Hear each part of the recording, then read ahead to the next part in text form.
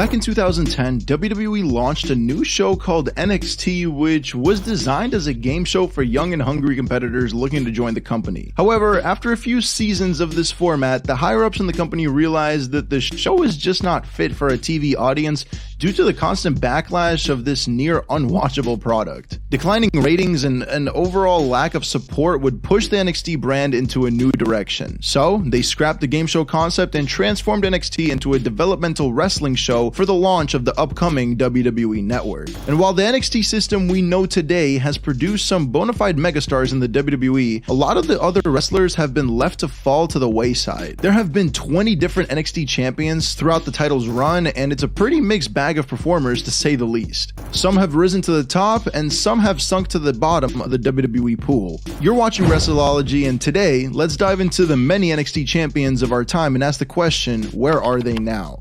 To kick us off, we have to talk about the first NXT champion, Seth Rollins. Just before making his debut alongside Roman and Dean, Seth was crowned champion after winning a tournament for the Inaugural title. And well, it's not hard to see success when looking at Rollins today. While his NXT title reign wasn't particularly memorable, his career since has been. He's 1/3 of the Shield, he's a former multi-time world champion, and he's perhaps the most reliable big match wrestler in WWE today. While this list of champions has produced some major failures for WWE, Seth is not one of them. He's one of the best wrestlers in the world, and he has proven to be a top star for the company. More than any other champion on this list, Rollins has been treated as a megastar since the very start. However, Seth is far from being the only WWE champion to come out of NXT. Perhaps he's the biggest name to come out of NXT, but Big E has proven his worth by rising up the rankings to become a world champion. While he had a bit of a rocky start in his first few years with the company, Big E perfectly positioned himself for success as a member of the New Day.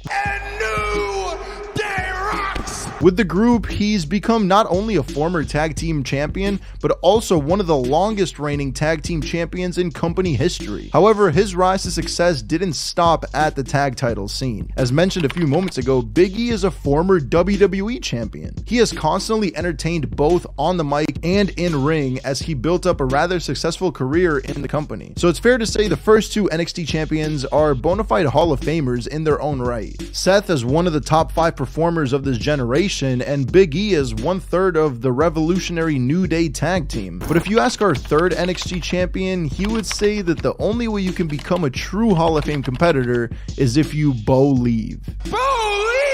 That's right, our third NXT champion is Bo Dallas, but unlike the last two competitors mentioned, Bo's journey through WWE has been anything but successful. Sure, he's a former tag team champion alongside Curtis Axel, but Bo's time on the main roster has been pretty forgettable to say the least. Essentially, this former NXT champion was treated like a jobber on the main roster and was sadly released in April of 2021. And while there are rumors of him appearing as the mysterious Uncle Howdy character alongside his real-life brother Bray Wyatt, it appears that his time in WWE might very well have met an unsatisfying conclusion. However, while Bo might have been released by WWE due to his unsatisfying time on the main roster, Adrian Neville used his unsatisfied feelings in WWE to become one of the biggest names in pro wrestling outside of the company. While in NXT, Neville became an awe-inspiring champion that would leave fans with their jaws on the floor. And this underground popularity for Neville actually became a contributing factor to the growth of NXT as it started its ascent in popularity. But while his athleticism may have been an added bonus to his character in NXT, it actually became something of a hindrance on the main roster since he was immediately slotted into the disappointing cruiserweight division. Yes, as we all know, Vince just can't seem to get past the fact that some of his wrestlers are small, and Neville's size left him struggling in the mid-card before his release. Neville, today known as Pac, left WWE and became a household name in AEW, putting on unbelievable matches against the likes of Kenny Omega and Hangman Adam Page, before transitioning into 1/3 of the exciting trios team known as Death Triangle. He's a dream match factory, continuously proving to be a huge asset to any show he takes part in. And while WWE was in its transitioning phase during the mid-2010s, it's hard to see how anyone could have overlooked the man that gravity forgot.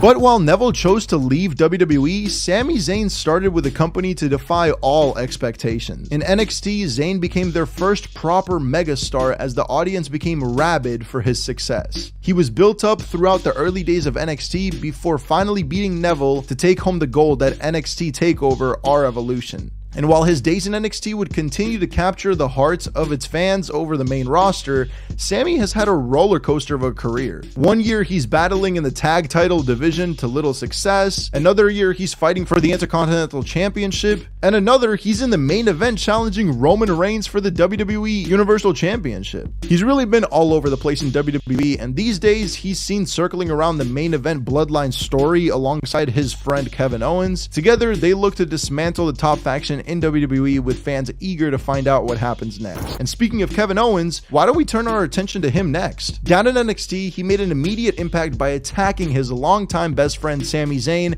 just after Sami captured the title, on his first night in the company no less. A ruthless attack that was only the beginning of Kevin's dominating showcase, since he beat Sami to win the title via ref stoppage. Kevin became a ruthless destroyer because of his huge burst of momentum right out of the gate, and that reputation has followed him throughout his entire career. Now a former Universal Champion, Kevin has become perhaps the most underrated performer in the company. He's such a safe hand that he was the one trusted to have Stone Cold Steve Austin's first match in nearly 2 decades at WrestleMania 38. These days though, despite the horrific display seen at the beginning of his NXT career, Kevin finds himself once again aligned with Sami, and the future of their partnership is unknown. And speaking of tag teams and factions, let's talk about our next competitor who has built a career off of them in Finn Balor. Before NXT, Balor became a massive name in Japan after forming a little faction you might have heard called the Bullet Club. Balor's faction raised him to unprecedented heights in New Japan Pro Wrestling, and WWE decided that he would be a good fit to lead their brand as champion. So at the Beast of the East event, notably taking place in Japan where fans would be more familiar with his Bullet Club past, Balor beat Kevin Owens to become NXT champion. However, fast forward to today, and Balor finds himself in yet another faction. After having a bit of a rocky time over on the main roster, seemingly forever circling the upper mid-card scene, Balor now stands as a member of the Judgment Day. And while SmackDown may be dominated by the Bloodline faction, it's fair to say that Raw has been dominated by this Judgment Day stable. And as a member of this group, I believe it's only a matter of time before Balor once again finds himself with gold wrapped around his waist. However, even though Balor beat a dominating competitor in Kevin Owens to become champion,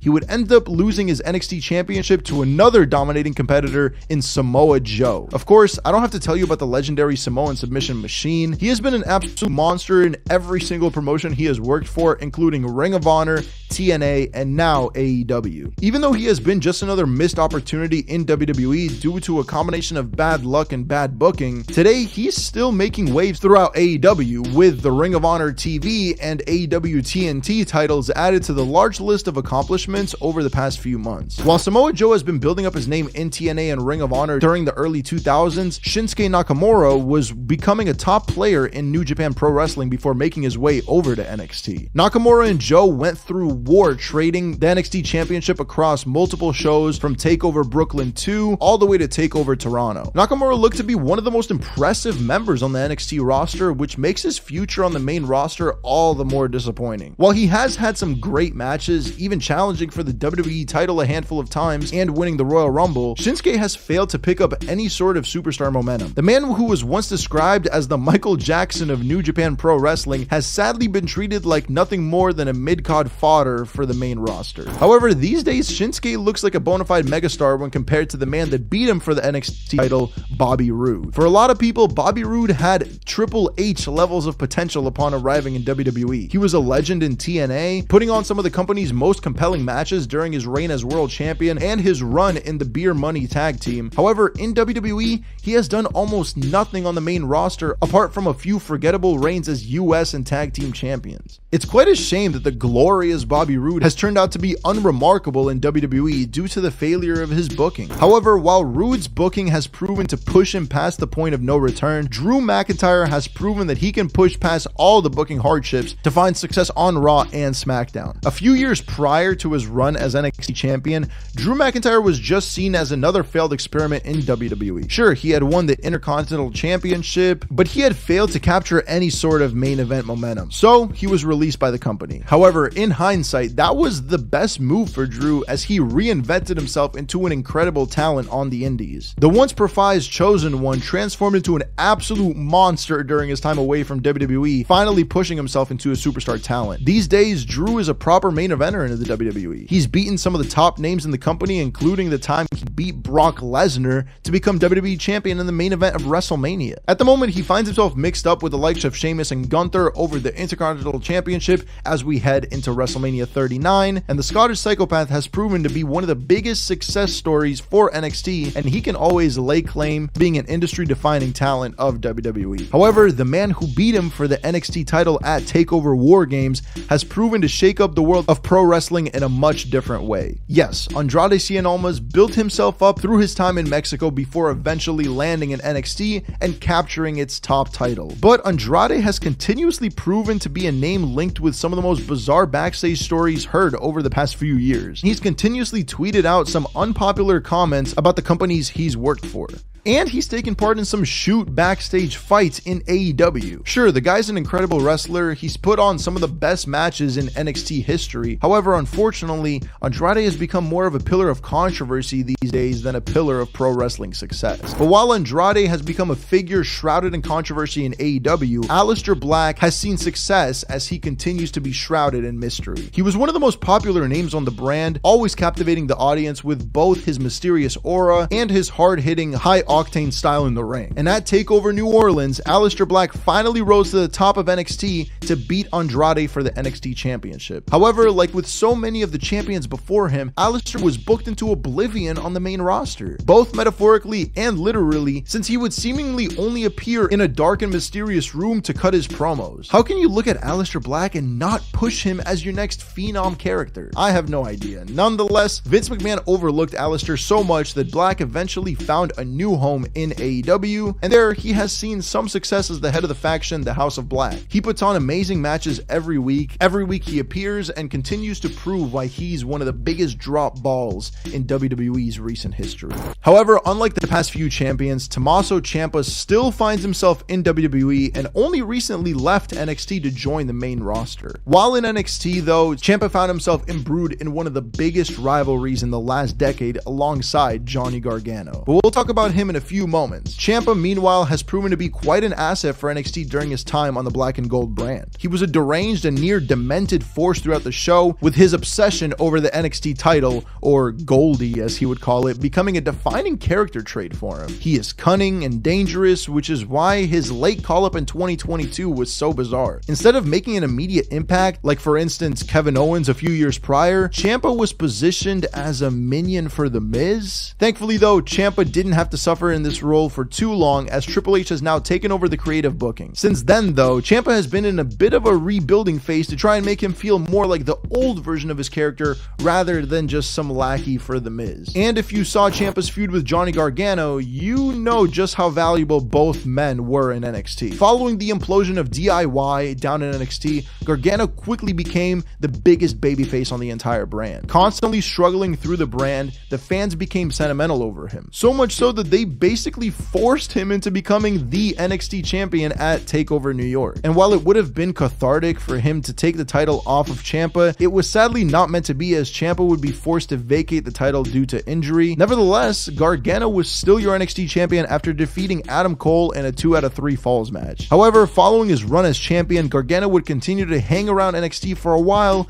until announcing that he will be leaving WWE due to his new aspirations as a father alongside his wife Candice LeRae. But since then, Gargano has returned to WWE and now sits as a member of the roster. Sadly though, like many people once they debut on the main roster, Gargano has found himself struggling creatively. He was one of the biggest names in NXT history, yet he still seems to be having a hard time slotting in anywhere on the main roster. But at just 35 years old, Gargano still seems to have a bright future ahead of him once he can get the crowd fully behind him. However, one performer who has built his career about being a big-headed and egotistical competitor is the man who beat Gargano for the NXT Championship at TakeOver 25. Adam Cole, baby. Adam Cole has made a name for himself all around the world by the time he showed up in NXT alongside Bobby Fish and Kyle O'Reilly. Together, they were the Undisputed Era and quickly became one of the most talked about factions in pro wrestling upon their arrival. Fish and O'Reilly became one of the most dominating duos in NXT history, Roderick Strong became the glue that held the team together,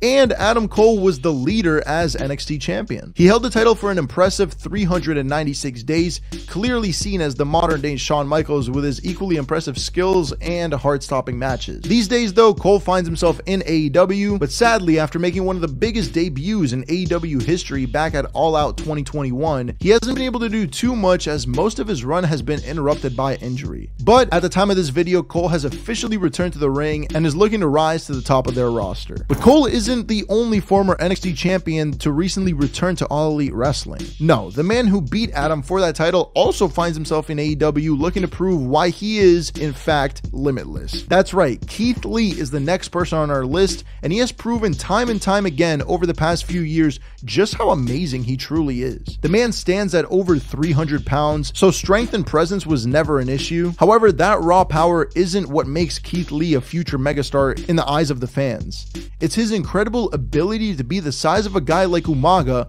while simultaneously flying around the ring like Rey Mysterio. So it's no wonder why Keith was tasked as the guy to hold both the North American and NXT titles in mid-2020. He's the total package in many fans' eyes, and his rise through NXT was nothing short of incredible. But these days, Keith Lee finds himself in AEW. Another victim of a WWE dropped ball, he was sent to the main roster not too long after his title win, only to find a mixture of bad booking and bad luck during his final year with the company. And whilst in AEW, Keith has seen some success teaming with another WWE drop ball, Swerve Strickland. However, now that the team officially disbanded, Keith Lee can now look ahead as a huge asset for AEW, and let's just hope that his limitless skill set will be put to good use this time instead of appearing on AEW Dark like he has been recently. Because even in NXT, after winning the NXT title, Keith's skill set was used to put over the next monster of the black and gold brand in Karrion Kross. Like Brock Lesnar during his first year, Karrion was strapped to a rocket upon arrival. He had a theatrical and unique entrance, he had the presence of a world destroyer, and he was seen as NXT's next top draw, only to find himself treated very differently on the main roster. When he won the title at TakeOver 30, Karrion looked to be leading us into the new age of NXT. However, instead, he was immediately forced to vacate the title after suffering an injury in that match with Keith Lee. A heartbreaking stopgap that only got worse from there. Sure, he would return to win the title back from Balor after Balor won the vacated title a few months prior, but the main roster of WWE had some unfortunate plans for Kross. They debuted the undefeated monster of NXT on Raw, sporting a laughably bad mask and suffering a loss to Jeff Hardy. On one night, Kross was transformed into a joke, and his reputation is still suffering to recover. Even after being released and returning under the helm of Triple H,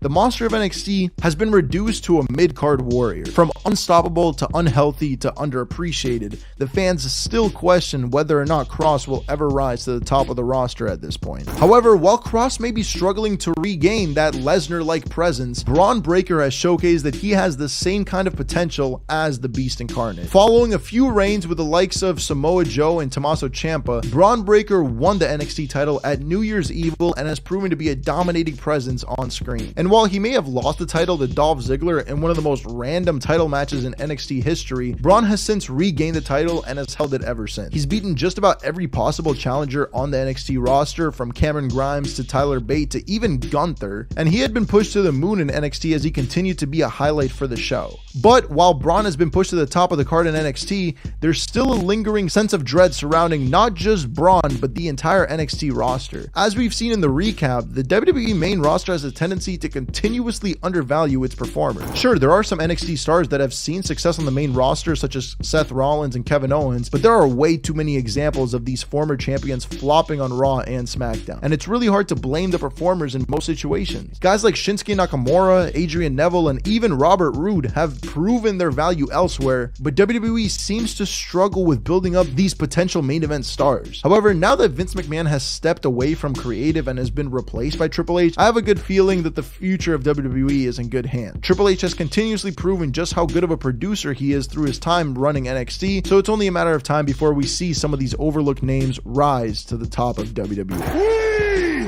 are NXT! But I want to know your guys' opinion. What do you guys think about some of the former NXT champions we covered in today's video? And if you enjoyed this video, make sure to go ahead, drop a like on it, subscribe to not miss a future upload. Thank you so much for watching.